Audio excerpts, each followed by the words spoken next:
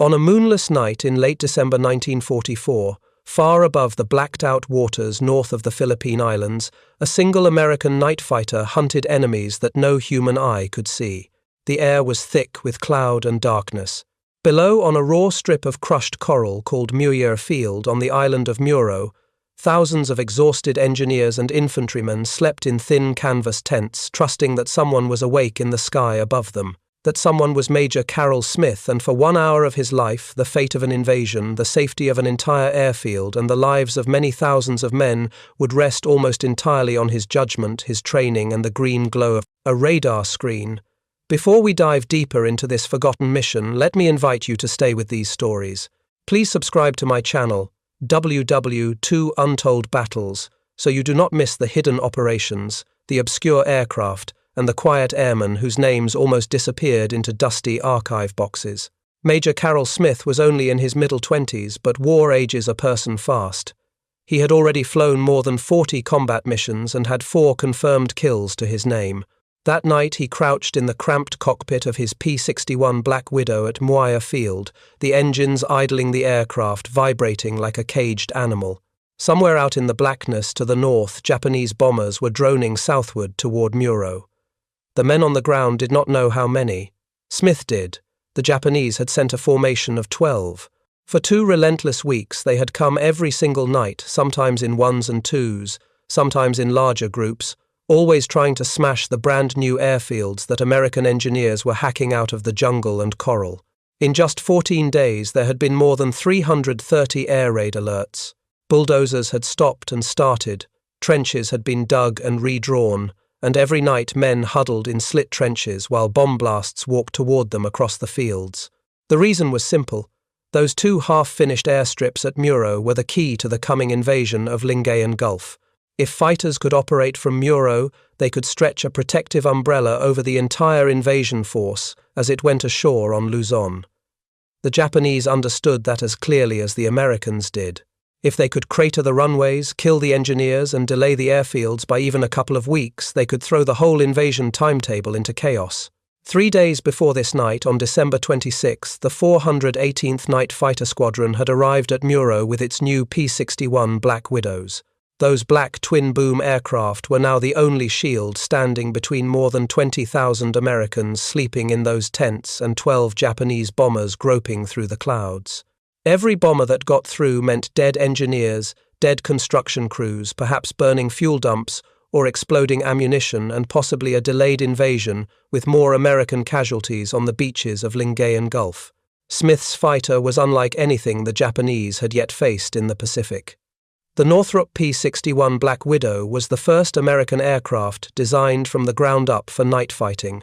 It was a big menacing machine with a wingspan of about 66 feet and twin Pratt & Whitney R2800 engines that each produced roughly 2,000 horsepower. When Smith pushed the throttles forward, those engines could drive the heavy night fighter to speeds that conventional bombers simply could not match. 4 20mm cannons sat clustered in the belly of the fuselage, and when they spoke with a solid, tearing roar. Yet brute speed and heavy cannon were not the true heart of the Black Widow. The real weapon was invisible and silent, hidden in the aircraft's nose. There, behind its black paint, sat the SCR-720 radar, set a rotating parabolic dish that bathed the darkness ahead with microwave pulses. Where the eyes of the Japanese bomber crews saw only cloud and black sky, the radar saw glowing blips of light on a round screen. It could pick up aircraft several miles away in complete darkness and give their position relative to the P-61. The Japanese flew at night because they believed darkness made them invisible. On that night over Muro, they were wrong. Behind Smith, in a separate compartment, another man stared at those glowing blips. Lieutenant Philip Porter was his radar operator, and he was as vital to the Black Widow as any engine or cannon. Porter had been tracking targets for 6 months, long enough to develop the uncanny instinct that separates a merely competent radar operator from a truly gifted one. He knew how to distinguish the steady, lumbering trace of a bomber from the flickering echo of a friendly plane turning into the circuit. He knew how to translate the gentle movements of a phosphorescent dot into the calm commands that a pilot could follow in the dark. The tactical problem that lay before the 2 men was brutally simple. There was one P-61. There were 12 bombers. If Smith picked one bomber and chased it until it fell burning into the sea, then turned to look for another, the rest of the formation would be free to continue toward Muro. Even if he somehow managed to shoot down 3 or 4, several others would almost certainly get through. Each one that survived could drop bombs on the half-finished airfields among fuel dumps or onto the tents where those engineers slept. The mathematics of the situation were as ruthless as any set of equations written on a blackboard. Smith had been training for this kind of night for a year and a half. At Orlando Army Airfield in Florida, he had flown in darkness over swamps and forests, learning to scan instruments instead of the horizon, to trust the ghostly sweep of a radar screen instead of his own eyes. He had practiced gunnery where the only target was a dim shape lit by the faintest light. Night fighting was considered the most dangerous form of aerial combat. There was no comforting line of the horizon, no firm sense of up or down, only a tunnel of instruments and glimpses of cloud. And always there was the terror that the blip you were chasing might turn out to be a friendly aircraft, that one burst of cannon fire could mean a tragic mistake. The 418th Night Fighter Squadron knew what it meant to fight under such conditions. In late 1943, they had begun their combat career in New Guinea, flying from rough strips carved into jungle clearings. At first, they used P-70 Havocs, then modified P-38 Lightnings fitted with crude experimental radar sets. Those aircraft were fast but unforgiving, and their radars were temperamental. Many missions ended with the crew never seeing an enemy. The night sky was simply too vast, and the technology too limited. Everything had changed when the P-61s arrived in September of 1944. Suddenly, the squadron had a stable, powerful platform whose radar truly worked. Now pilots could trust that when their radar operator called out a contact, there really was an enemy aircraft somewhere ahead. Even so, radar could not solve the problem of fuel and time. On this night, Smith had perhaps 3 hours of fuel on board. Rough rules of thumb told him that it might take 10 minutes to close with a single bomber attack and break away. At that pace, he could engage perhaps 3 targets before his fuel forced him back to Muro. 9 other bombers would still be free. It was not enough. It would never be enough if he flew each intercept as a separate duel. He needed to treat the entire bomber stream as a single problem, not 12 separate ones. He needed to be fast and ruthless and economical, to fire only when the odds of a kill were overwhelming, and to plan his maneuvers so that the path from one bomber led as naturally as possible to the next. Night fighter pilots like to talk about hunting, but the word could be misleading. This was not an animal stalking its prey by smell and sound. This was a mathematician with wings, a man who had to turn speed, altitude, fuel, and radar contacts into a series of solvable problems in the shortest possible time. Sometime shortly before midnight, Porter's voice crackled through the intercom. On the radar scope, he could see 4 separate contacts, 4 blobs of light marching southward across the screen toward the airfields. They were at different altitudes and separated by miles of sky, but all of them pointed toward Muro, and behind them the rest of the bomber formation was somewhere in the dark. Smith had to decide which to hunt first. His choice could mean the difference between a quiet night for the engineers and a dawn spent counting bodies. Smith shoved the throttles forward. The twin R-2800 engines responded with a deep rising thunder, and the Black Widow climbed into the clouds at roughly 2,000 feet per minute. In the cockpit beyond the instrument panel there was nothing but darkness. There was no moon, no starlight, only a heavy overcast that absorbed every trace of light that might have reflected off wings or fuselage. This was why the Japanese had chosen this night. When the weather forecast promised complete darkness and low clouds, their planners had smiled. Conventional fighters could not hunt what they could not see, but Smith was not flying a conventional fighter. Ahead of him, hidden behind the Black Widow's nose, the SCR-720 radar sent out its invisible pulses, sweeping an arc of sky nearly half a circle wide. When those pulses struck metal, they returned as faint echoes that the radar converted into marks on 2 circular displays. One showed how far left or right the target lay. The other showed whether it was higher or lower than the P-61.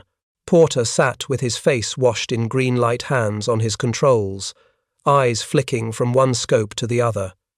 His voice remained level, left a little, down a little, steady, range decreasing.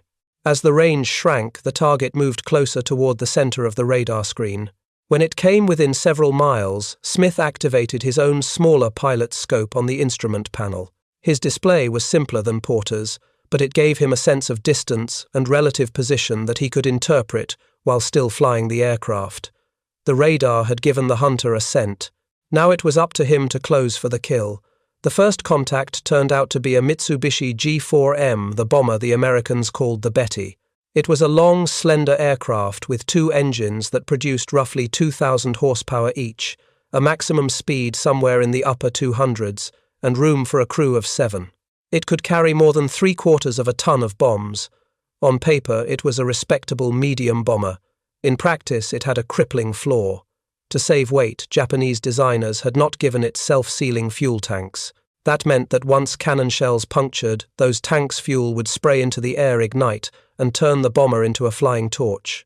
The Betty had another weakness that every P-61 crew knew well. It had no tail warning radar, no electronic way to detect a fighter closing from behind through the darkness. Japanese crews assumed that the night sky itself was their protection, that if they flew without lights in heavy cloud, no enemy would ever find them. The Black Widow made that assumption fatal. Smith watched the blip on his scope creep inward. At around 1,000 yards, he still could not see anything through the canopy. The night remained total. He flew on instruments alone, trusting radar to guide him. At 800 yards, then 700 yards, the blip swelled. At roughly 500 yards, he finally picked out a slightly darker shape against the black sky, and the faintest orange flicker of exhaust flames from the bomber's engine nacelles. That tiny hint of light told him he was in the right place. He eased the P-61 into position slightly below and behind the bomber. The 4 20mm cannons sat fixed in the lower fuselage. To aim them, he had to point the entire aircraft using the N6 gun sight that projected a glowing circle onto a small glass plate in front of him. He settled the dark outline of the Betty into the center of that circle. The distance continued to drop, 400 yards, 350. Night fighter doctrine was clear. Do not waste ammunition at long range. Get close. Fire a short, accurate burst. Confirm the kill. Move on. Smith flicked the armament switches. Each cannon carried about 200 rounds, enough for roughly 40 seconds of sustained fire. He had no intention of holding the trigger that long. At 350 yards, he squeezed. The cannons erupted together. Even through the roar of the engines, he felt the deep hammering as high explosive shells roared out of the fuselage at well over 2,000 feet per second. Tracers stitched the darkness between hunter and prey, thin red lines that suddenly found their mark. The right wing of the Betty blossomed into flame. Fuel, airflow, and fire mixed in an instant. The bomber rolled toward the burning wing and dropped into a steep, uncontrolled dive. Smith watched, not with triumph, but with the detached attention of a man already thinking of his next move. The burning aircraft lit the undersides of the clouds for a few seconds, then disappeared into the Black Sea north of Muro. 1 bomber was gone. 11 remained. A glance at his fuel gauge told him that he had already burned through roughly 15% of his fuel. On Porter's scope, 3 more contacts still marched toward the airfields. The second target revealed itself a few minutes after midnight. Porter called out its position. It was lower, around 6,000 feet and about 6 miles away, but crucially it was also much closer to Muro. The geometry of the situation became another vicious equation. The second bomber was around 23 miles from where the first had fallen. At a cruising speed of about 280 miles per hour, it would take several minutes for Smith to reach it, and during those minutes the bomber would continue its steady walk toward the airfields. Smith pushed the throttles further forward. The Black Widow surged to speeds above 300 miles per hour. At those power settings, the engines drank fuel like a thirsty man in the desert. Every minute at that pace traded away several minutes of potential patrol time. But time was exactly what he did not have. If he plodded after the bomber at a gentle cruise, it would be over the target by the time he intercepted. Then the American anti-aircraft guns would begin firing. Perhaps they would bring it down. Perhaps they would not. Either way, bombs would be falling on Muro, and the mission would have failed. Night fighters were used to ending missions without ever seeing an enemy. The sky was immense, and even with radar, finding a single bomber was often a matter of luck. In 14 months, the 418th Night Fighter Squadron had scored only 18 kills. Smith already had 4. If he could destroy 4 more in a single night, he would become the top-scoring American night fighter pilot of the war. The thought might have flashed through his mind, but it did not govern his decisions. What mattered was that every bomber he left alive carried explosives toward the tents of sleeping men. The radar blip of the second bomber grew stronger. Range dropped from 4 miles to 3, then 2. At around 1 mile, Smith caught another dark outline against the clouds. It was another Betty this time, flying lower, closer to the cloud layer. That left him with less room to maneuver beneath it. He again slipped the Black Widow into position below, and slightly behind, careful not to close too fast, and overshoot, careful not to hang back so long that the bomber crew might see some flicker of exhaust flame or hear some change in engine note. At 500 yards, he saw the bomber clearly. It flew straight and level, no sign of evasive action, no hint that anyone aboard suspected a predator behind them. The P-61's black paint made it almost invisible at night, and its engines were quieter than many fighters. The Japanese knew of the Black Widow by reputation. They had given it the nickname Black Widow because they believed it hunted in the dark. But fear only helps you if it makes you more cautious. It does nothing for a crew that does not know you are there. Smith centered the bomber in his sight and again fired a short burst around 2 seconds. Shells hammered into the Betty's fuselage and wing roots. One engine erupted in flame, then the other. In moments, both wings were ablaze and the aircraft pitched down toward the ocean. It hit the water in a fountain of steam and debris. Now 2 bombers were gone, and 10 remained somewhere in the darkness. Smith checked his fuel. Roughly 42% remained. The margin for error was shrinking. On Porter's scope, 2 more contacts glowed faintly. Both were closer to Muro than the previous targets, both were at different altitudes, and they lay roughly 8 miles apart. One flew high around 9,000 feet. The other hugged the lower altitudes around 4,000 feet. Smith had to choose quickly. If he dove first on the low bomber, he would burn fuel in a steep descent and then a climb back to intercept the higher one. If he climbed first, he could use gravity later to help him descend on the low target. But the higher bomber was also farther north, which meant more time before it reached the airfields. He chose altitude. He turned north and pulled the Black Widow upward. By the time he reached 9,000 feet, his fuel situation had become even more precarious, but Porter had locked onto the 3rd contact. This one behaved differently on the scope. It was faster than the Betty's and seemed almost nervous, changing altitude and heading in small, constant adjustments. Someone aboard that aircraft knew that American night fighters were in the area and was doing everything possible to spoil their aim. The 3rd bomber was a Nakajima Ki-49, Donryu the aircraft, Allied forces called the Helen. It was faster than the Betty and carried heavier defensive armament, including 7.7mm guns and a well-sighted tail gun that had a clear field of fire straight behind the aircraft. A fighter approaching from that angle would be flying into a stream of tracers. Smith adjusted his tactics. Instead of tucking directly behind, he came in from below and slightly off to the left, angling toward the bomber's belly where most Japanese designs had relatively poor coverage. Meanwhile, the Helen's pilot continued to weave. The bomber climbed a couple of 100 feet, then dipped, then turned left and right in a pattern designed to break the aim of any attacker. On the radar scope, those motions smeared the blip into an irregular dance. For a lesser radar operator, it might have been impossible to follow. Porter watched, memorized the rhythm, and began to anticipate the next move. Smith closed to 600 yards. The bomber suddenly threw itself into a sharp turn to the right. The P-61's twin boom design gave it excellent stability and allowed Smith to follow smoothly, but the distance between hunter and hunted closed and opened in irregular pulses as both pilots maneuvered. At around 375 yards, the Helen's tail gunner finally caught sight of the Black Widow. Tracers streamed back through the night, bright lines arcing past Smith's canopy. The moment of surprise was gone. In seconds, the bomber pilot would begin throwing the aircraft into more violent, evasive moves. Smith did not have the luxury of another careful setup. He triggered a longer burst around 3 seconds. 72 rounds leapt from the belly guns and tore into the Helen's fuselage and engines. The right engine exploded, flames erupting from the cowling. The bomber rolled over inverted and began to tumble downward through its own smoke trail. Smith pulled away to avoid flying through the debris. The burning aircraft passed through 9,000 feet, then 8, then 7, until finally it hit the water and vanished. 3 bombers had now died in the space of less than half an hour. Somewhere behind them, the rest of the Japanese force had seen nothing. There had been no flares, no searchlights, no visual combat, only aircraft that failed to report in only paths on the plotting boards that ended suddenly offshore. For the crews of those missing bombers, the night had held the comfort of anonymity. For the men on Muro, it held the growing possibility of survival. For Smith, it now held something else as well. His fuel gauge read roughly 28%.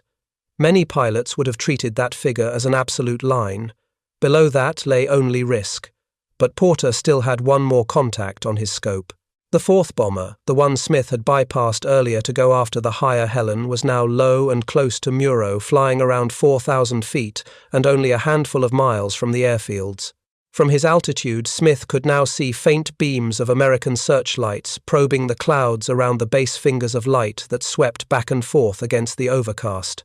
Anti-aircraft gunners stood ready, fingers resting on triggers, waiting for a glimpse of wings or exhaust. Smith nosed the P-61 down. Diving saved fuel because gravity did part of the work.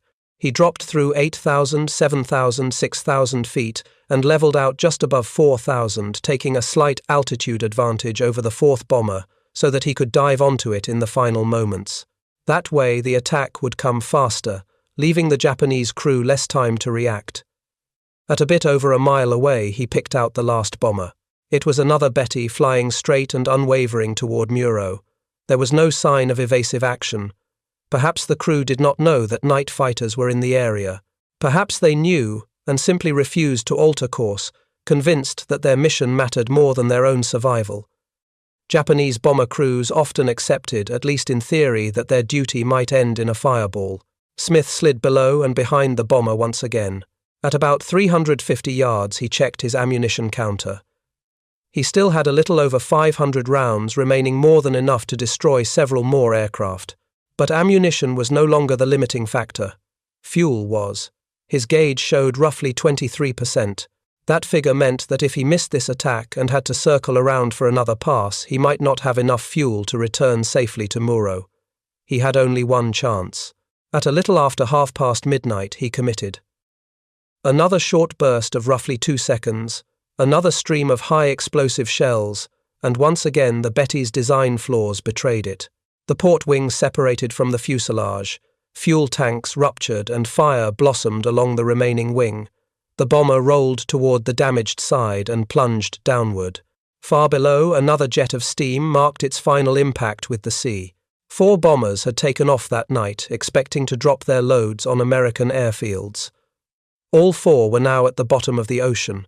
Behind them, the remaining Japanese aircraft had seen nothing but darkness, and perhaps the faint glow of distant explosions on the horizon.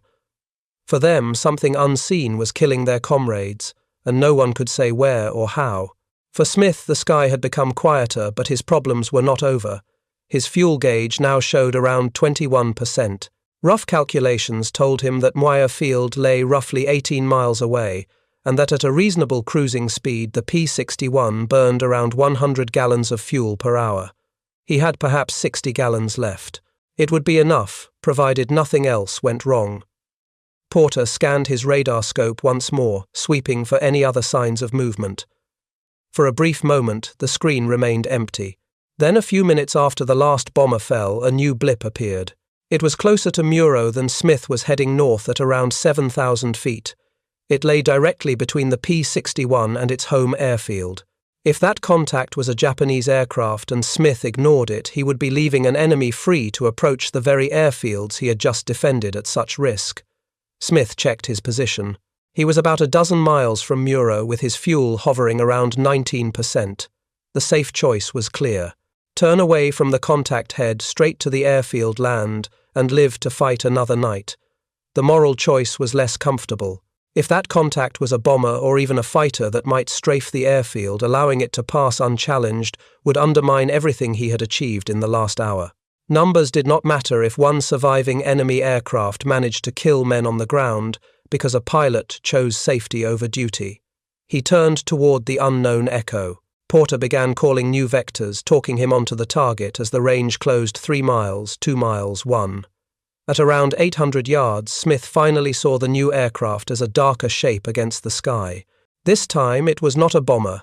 It was a Nakajima Ki-84 Hayate, the fighter the Americans called the Frank. The Frank was no easy opponent.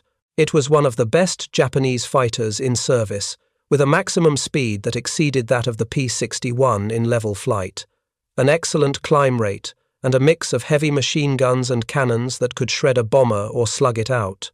With enemy fighters. In daylight in a twisting dogfight, the Frank would have held most of the advantages, but this was not daylight. The Japanese pilot had no radar.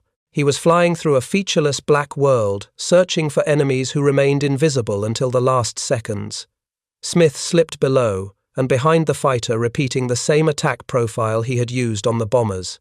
He also knew that fighters were more difficult targets. They were smaller, more agile, and often armored around the cockpit and engine.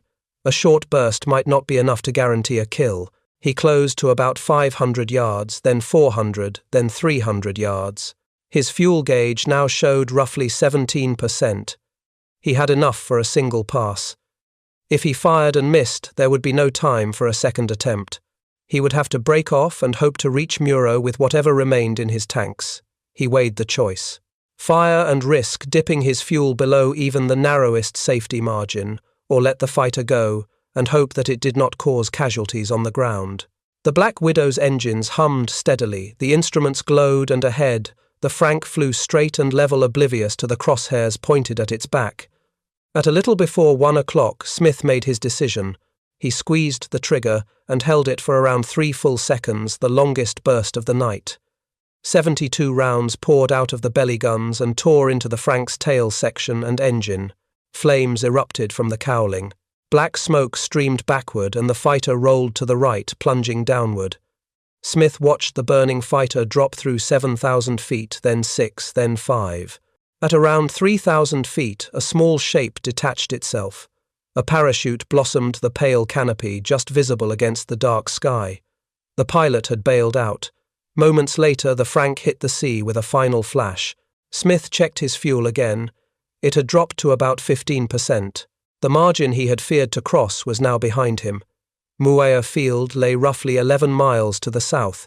At a sensible cruise power setting, the P-61's remaining fuel would give him perhaps 20 minutes of flight, enough on paper to reach the airfield with a little to spare, but only if the navigation was perfect and the weather did not interfere. Porter steered them home using radar. On his scope, Muro appeared not as a strip of coral but as a large irregular patch of echoes representing coastline and hills. Muea Field lay on the southwestern edge of that patch. The airfield itself had been operational for only a handful of days. Its lighting was minimal. There was no electronic instrument landing system, no string of bright runway lights like those at established bases. Pilots flying into Muro at night relied on a single row of kerosene lamps lined up along the runway, faint yellow eyes that could be easily missed at distance. Smith descended to around 2,000 feet as the island grew nearer.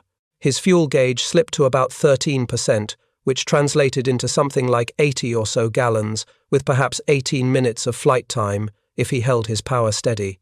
At about 8 miles from the airfield, he finally spotted the lamps, a short line of dim sparks against the dark. The runway they marked was 5,000 feet long, made of crushed coral laid down by engineers who had often worked under fire. It was good enough for P-61 operations, but it had none of the generous overruns or arresting gear that might forgive an error on landing. At night, with minimal lighting, any misjudgment of speed or height could mean disaster. He entered the pattern at about 1,000 feet, gauging his turns by instruments and the faint glimmer of the lights. His fuel gauge now read around 11%. The approach demanded constant small changes in power, as he turned, descended, and lined up, and each change nudged the needle downward. He could feel the weight of those numbers as keenly as he had felt the weight of the bombers earlier in the night. Then at perhaps 3 miles from the runway and an altitude of around 800 feet, something happened that should never happen to any pilot on final approach. All 12 runway lamps went out at once. 1 second there was a fragile, comforting line of yellow guiding him towards solid ground. The next second there was nothing at all. The world below the Black Widow turned to pure black. In an instant, Smith lost every visual reference he had for landing. He could no longer see where the ground might be. If he continued to descend as if nothing had changed, the P-61 might strike the runway or a field or the trees before he realized how low he was. At that altitude and speed, a misjudged flare would slam the aircraft into the ground, shatter the landing gear and turn the airframe into a tumbling wreck. Porter spoke up. The P-61 carried a radar altimeter, a device that measured the aircraft's height above the surface by bouncing radio waves off the ground. It was accurate to within several dozen feet and could give Smith a rough idea of his altitude even if he could not see the ground. In theory, he could use that instrument to fly a controlled descent, keeping the aircraft level and gently reducing height until the altimeter read almost zero. If his navigation was accurate, he would be over the runway when that happened. The wheels would touch down and he would roll to a stop. It was a terrifying plan. If his heading was off by even a small angle, he might land in jungle on coral ridges or among construction equipment. In daylight, a pilot might be able to correct at the last moment with a glimpse of the runway. In this darkness, there would be no last moment. His fuel gauge now stood at around 9%, roughly 46 gallons, enough for perhaps 8 minutes of flight. The nearest alternate field on Leyte was around 90 miles away. The P-61 would run out of fuel long before it reached that sanctuary. There was no other choice. Either he would land at Muro without lights, or he would end the night in the ocean. Smith turned toward where he believed the runway lay. He descended to about 400 feet. The radar altimeter read slightly less than that, confirming that he was dropping closer to the island. He reduced speed to around 120 knots, only a modest margin above the stall speed of roughly 95 knots with full flaps. Flying any slower would risk a stall, but descending at a higher speed would lengthen his landing roll and reduce his time to react. The balance between safety and necessity narrowed to a razor's edge. Porter continued to watch the radar scope. The outline of the coastline showed clearly a pale arc marking where sea met land. Moir Field lay about a mile inland from the beach. Smith used his compass, heading to line up with the direction of the runway, which ran roughly north to south. Approaching from the north, he settled on a heading that he hoped would put him over the crushed coral strip rather than the surrounding jungle. At a little before 1 o'clock, he lowered the landing gear.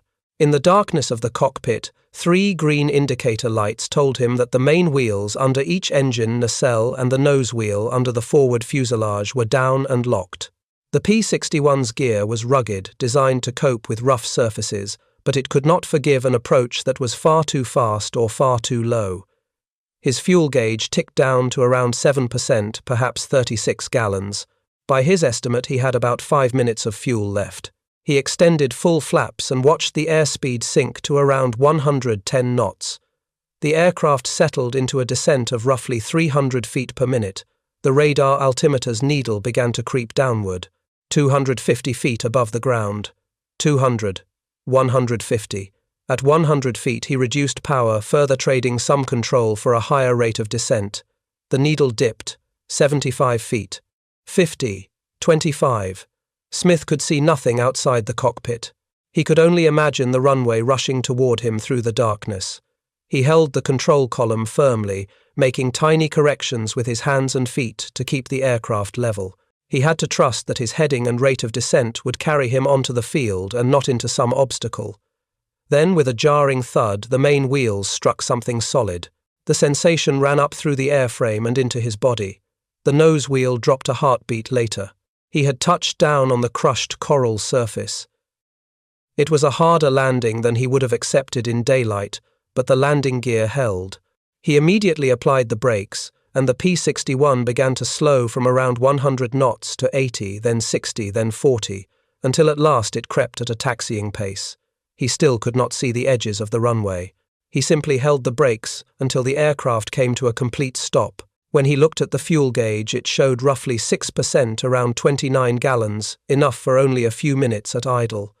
A handful of minutes separated a clean landing from a catastrophic ditching at sea. Outside on the ground, beams of light flickered as ground crew ran toward the dark shape that had emerged from the black sky. Flashlights bobbed as they approached the cockpit and guided the P-61 to the parking area. At about 3 minutes past 1 in the morning, Smith finally shut down the engines. The night in terms of flying was over. When he climbed down from the cockpit, his legs felt wooden. His hands shook not from fear, but from the sheer stress and fatigue of the last hour, an hour that had contained 5 separate attacks, 5 kills, and 1 blind landing. Porter followed him out of the radar compartment as exhausted and as necessary to the story as the pilot himself. The two men were a team. Without Porter's skill in reading the radar and predicting enemy maneuvers, none of the intercepts would have been possible.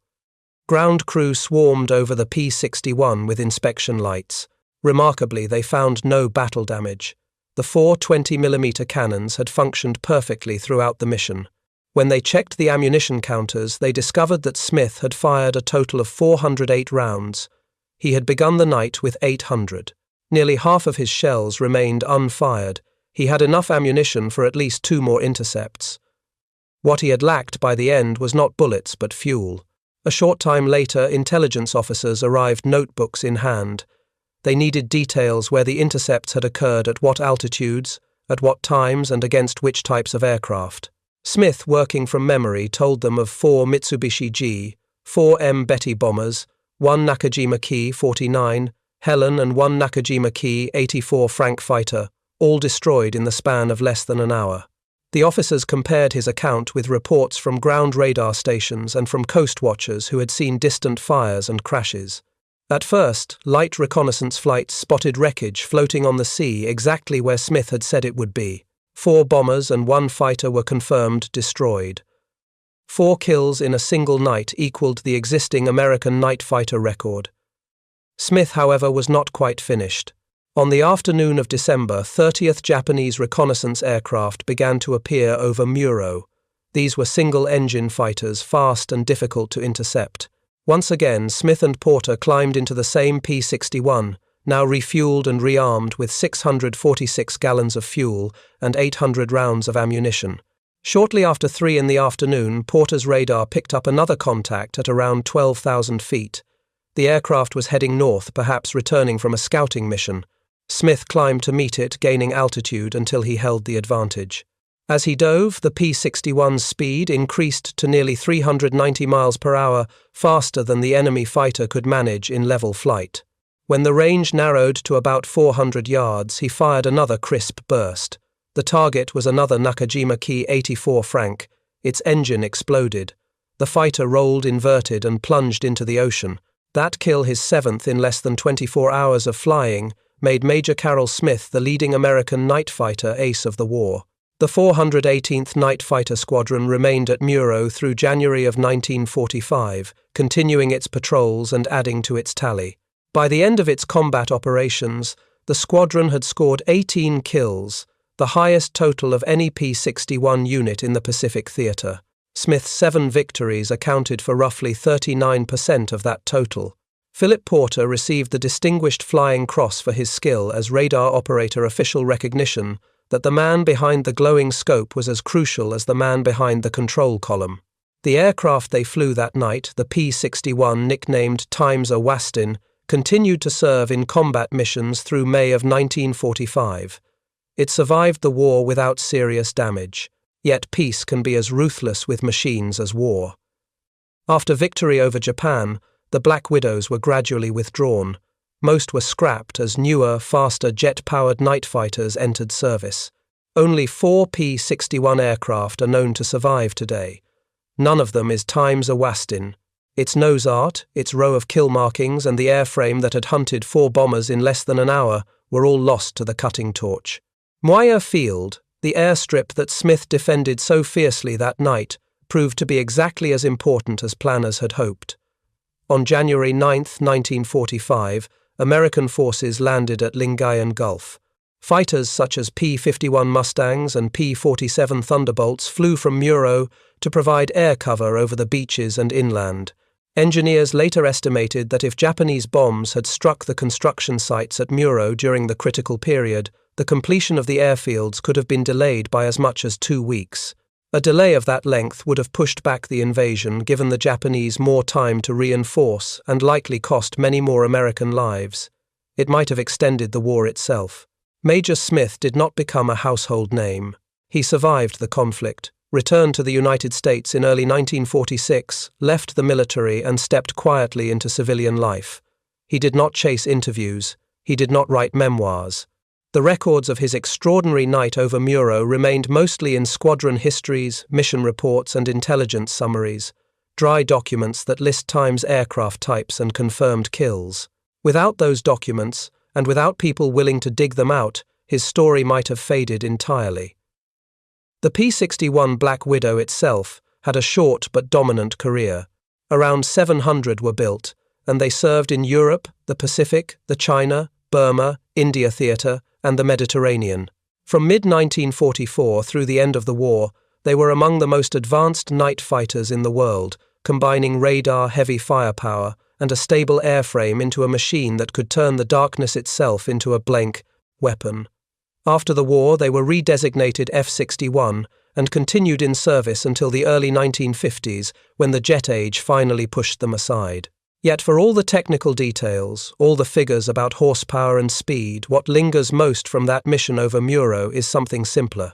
It is the image of a young man in a cramped cockpit listening to the calm voice of a radar operator as 4 enemy bombers and a fighter vanish one by one into the Black Sea. It is the knowledge that thousands of men slept safely that night because a single crew refused to accept the limits of the numbers that seemed to doom them.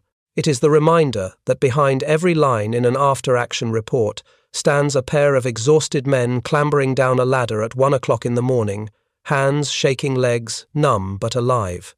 Stories like Major Carroll Smith's were almost lost to silence. They live on in fragmentary reports and the fading memories of those who once served with him. By telling them, we keep faith with those who climbed into the night with no guarantee they would ever see sunrise again. If this mission over Muro moved you, if you want to hear more about the obscure aircraft and overlooked aircrews whose actions shaped the course of the war, then I invite you once more to subscribe to www.2 Untold Battles. Together we can make sure that pilots like Carroll Smith and radar operators like Philip Porter do not vanish into the dark, but continue to fly in memory above the seas they once defended.